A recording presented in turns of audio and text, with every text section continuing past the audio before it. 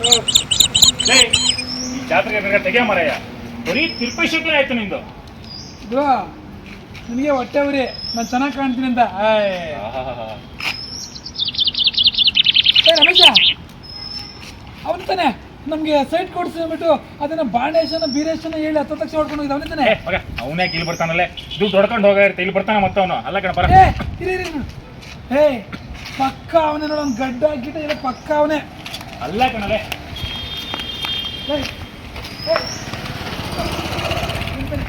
ಅದನ್ನ ಬೀರೇಶನ ಬಾಣೇಶನ ಹೆಸರು ಹೇಳಿ 10 ಲಕ್ಷ ನಮ್ಮ ಹತ್ರ ಮೋಸ ಮಾಡಿ ಸೈಟ್ ಕೊಡ್ಸಿ ಅಂತ ಹೋದ ಅಂತಾನೆ.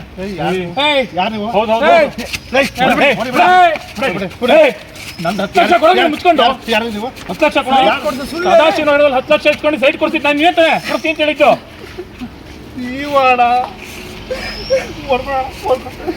ಎಂಥ ಸಮಸ್ಯೆ ಆಗಿದೆ ಗೊತ್ತಾ ನಿಮಗೆ? ನಾನು ಒಂದು ಏಜೆಂಟಲ್ಲಿ ಕೆಲಸ ಮಾಡ್ತಿರೋದು, ಏನೋ ಕಮಿಷನ್ ಆಸೆಗೆ ನಕ್ಷನ ಹಿಡ್ಕೊಡಿ ಅಂತ ಹೇಳಿದರು. ನಿಮ್ಮನ್ನು ಕನೆಕ್ಟ್ ಮಾಡಿದೆ, ಆದರೆ ₹1 ಕೊಡ್ತೀನಿ ಆಫೀಸ್ನೇ ಖಾಲಿ ಮಾಡ್ಕೊಂಡು ಓಟೋಗ್ಬಿಟ್ಟು ಅನ್ಕೊಳ್ಳೋಣ. ಹೌದಾ? ಮಾಡೋಣ. ಯಾವ ಏರಿಯಾಗೆ ಹೋದ್ರೂ ಕೇಳಿ ಕೇಳಿ ಕೇಳಿ ಹೊಡಿತಾರೆ. ನೋಡೋ, ನನಗೆ ನಮ್ ದುಡ್ಡು ಕೊಟ್ಬಿಡು. ನಾನು ಯಾರ್ದೋ ಕಂಪನಿ ನಂಬ್ಕೊಂಡಿದ್ದಲ್ಲ, ನಿನ್ನ ನಂಬ್ಕೊಂಡು ದುಡ್ಡು ಕೊಟ್ಟಿದ್ದು.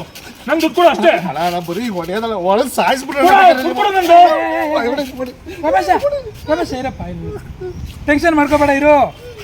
ಪಾಪ ಅವ್ನಿಗೇನು ಗೊತ್ತಾಗ್ತಿರಂಗೆ ನಮ್ಮ ಥರ ಅವನು ಮೋಸ ಹೋಗಿದ್ದಾನೆ. ಟೆನ್ಷನ್ ಮಾಡ್ಕೋಬೇಡ ಯಪ್ಪ. ಇನ್ನು ಮೇಲೆ ಸ್ವಲ್ಪ ಜಾಗ್ರತೆಯಿಂದ ನೋಡ್ಕೊ, ಯಾರು ಒಳ್ಳೆಯವರು ಯಾರು ಕೆಟ್ಟವರು, ಯಾವ ಕಂಪ್ನಿ ಒಳ್ಳೆಯದು ಕೆಟ್ಟದ್ದು ನೋಡ್ಕೊಂಡು ಕೆಲಸ ಮಾಡು. ಆಯ್ತಣ್ಣ, ಮೋಸ ಹೋಗ್ಬೇಡ. ಆಯ್ತಾ? ಹುಷಾರು ರಮೇಶ.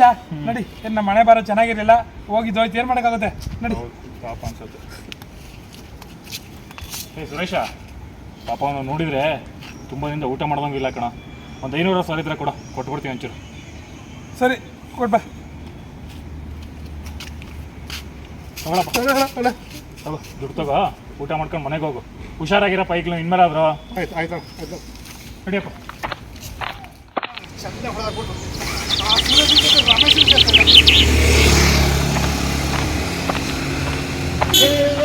ಅವ್ನ ಕಣ್ಣಿಗೆ ಕಾಣಿಸ್ಕೊಬೇಡ ಅಂತ ಹೇಳಿದ್ದೆ, ಮತ್ತೆ ಬಂದೆ ಇಲ್ಲಿಗೆ. ಬೆಂಗಳೂರು ಸ್ವಲ್ಪ ಕೆಲಸ ಇತ್ತು, ಅದಕ್ಕೆ ಬಂದಿದ್ದೆ.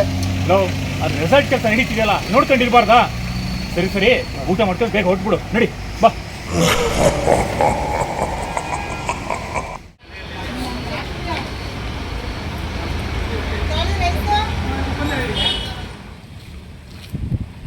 ನಾನು ರಮೇಶ್. ನಾನು ಸುರೇಶ್. ನಮ್ಮ ಬಗ್ಗೆ ಗೊತ್ತಲ್ಲ. ನಮಸ್ಕಾರ.